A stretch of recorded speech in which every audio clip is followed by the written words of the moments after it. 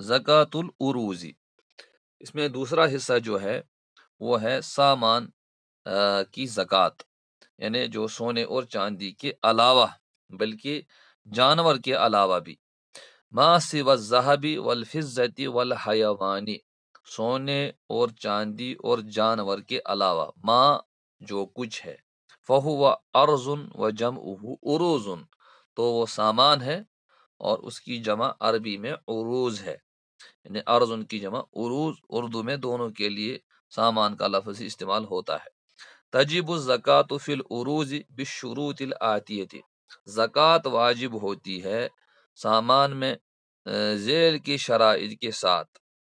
ان تکون عند مالک العروض،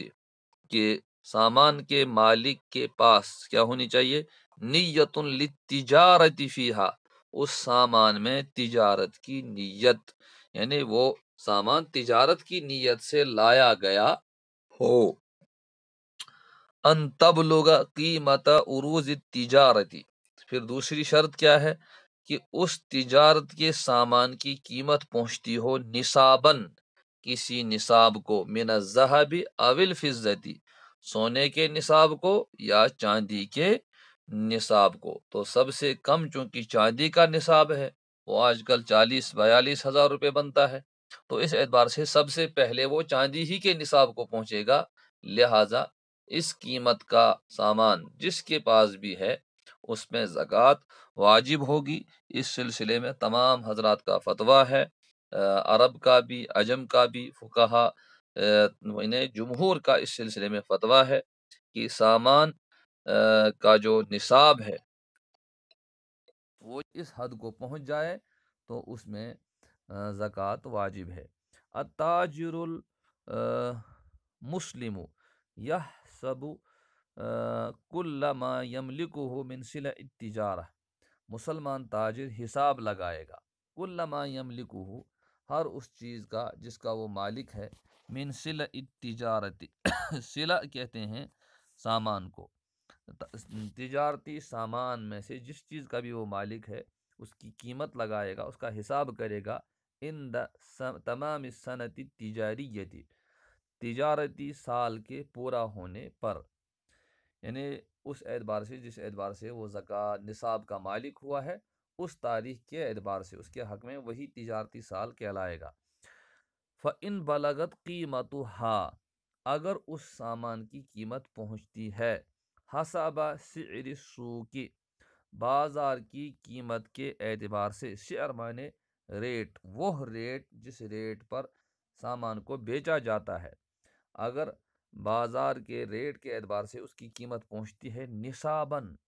کسی نصاب کو، ادا زکاتہا، تو وہ اس مال کی زکوٰۃ دے گا، بأن یخرج ربع عشرہا، اس طریقے سے کہ اس کا 40واں نکالے گا، یعنی 10ویں کا چوتھائی، 10ویں کا چوتھائی ہو گیا 40واں۔ وَإِن لَمْ تَبْلُغْ قِیمَةَ السِّلَعِ نِصَابًا، وَإِن لَمْ تَبْلُغْ قِیمَةُ السِّلَعِ، اور اگر سامان کی قیمت نہیں پہنچتی ہے نصاباً، کسی نصاب کو، من الذهب او الفضة، سونے کے نصاب کو یا چاندی کے نصاب کو، فلا زکوٰۃ فیہا، تو اس میں کوئی زکوٰۃ نہیں ہے۔ تقویم الصلۃ التجاریہ، جو تجارتی سامان ہے، قوم یقوم تقویما، یعنی قیمت لگانا، اس کی قیمت لگانا، یعنی اس کا ویلیو نکالا جائے گا، کس طریقے سے، یکون علی اساس العملۃ الجاریۃ فی بلد التاجری، وہ جو کرنسی ہوگی، رائج، جاریہ مانے رائج، رائج کرنسی کی بنیاد پر، کہاں پر، فی بلد التاجری، تاجر کے شہر میں، تاجر کے شہر میں رائج کرنسی کی بنیاد پر قیمت نکالی جائے گی، یعنی اگر تاجر ہندوستان میں رہ رہا ہے، تاجر کہیں اور رہ رہا ہے، جہاں وہ رہ رہا ہے تو وہاں کی کرنسی کا اعتبار ہوگا، اگرچہ اس کی تجارت کہیں اور پورے عالم میں پھیلی ہوئی ہے، لیکن اس کے اپنے شہر جہاں وہ ساکن ہے اس کی وہاں کی کرنسی کا اعتبار ہوگا۔ ولا يدخل فی ذالک، قیمت الاساسی، البتہ وہ اس میں شامل نہیں کرے گا قیمت الاساس، اساس کہتے ہیں فرنیچر کو یا جو میٹنگ ہے اس کو، تو اس کو شامل نہیں کرے گا۔ والاجہزۃ الموجودہ، اور اجہزہ جہاز کی جمع اجہزہ، یعنی مختلف قسم کی جو چیزیں ہیں، پھر دکان اللازمہ للتجارہ، جو دکان میں موجود ہیں اور جو تجارت کے لیے لازم ہے، جیسے کاؤنٹر بنا ہوا ہے، شلف بنے ہوئے ہیں، اور پنکھے لگے ہوئے ہیں، اے سی لگا ہوا ہے، انورٹر لگا ہوا ہے، اگرچہ ان کی قیمت کروڑوں پہنچتی ہو تو یہ چیزیں اس میں شامل نہیں ہوں گی۔ اذا کان یملک ارضاً، ایک شخص ہے جو مالک ہے زمین کا، او عقارن،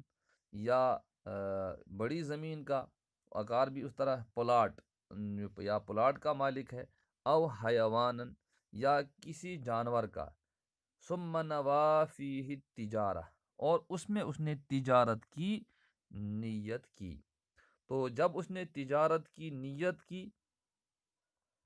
تو صرف نیت سے اس پہ سال شروع نہیں ہوگا، بلکہ نیت ہی سے اس کو تجارتی سامان نہیں مانا جائے گا، بلکہ جب وہ اس کو بیچے گا اس وقت اس کا سال شروع ہوگا، اور جب اس پیسے پر اس کو سال گزرے گا تو اس وقت اس کو تجارت مانی جائے گی۔ یا جب اس نے بیچ دیا، پھر اگر اس نے اس کے بدلے جانور بھی لے لیے اور ان میں چونکہ تجارت کی نیت برقرار ہے، پلاٹ لے لیے، تو پھر اس کی قیمت کا اعتبار ہوگا، تو صرف نیت سے معاملہ نہیں ہوگا۔ لیکن اگر خریداری ہی کے وقت تجارت کی نیت ہے تو وہ تو پہلے ہی سے زکوٰۃ کا سامان مانا جائے گا، لیکن ایک چیز ہے جو پہلے سے ہے اور وہ ابھی تک تجارت کی غرض سے نہیں لیا گیا تھا بلکہ پہلے سے موجود تھا، اب تجارت کی نیت کی ہے، تو صرف نیت سے وہ مال زکوٰۃ شمار نہیں ہوگا جب تک کہ وہ عملی طور پر اس میں تجارت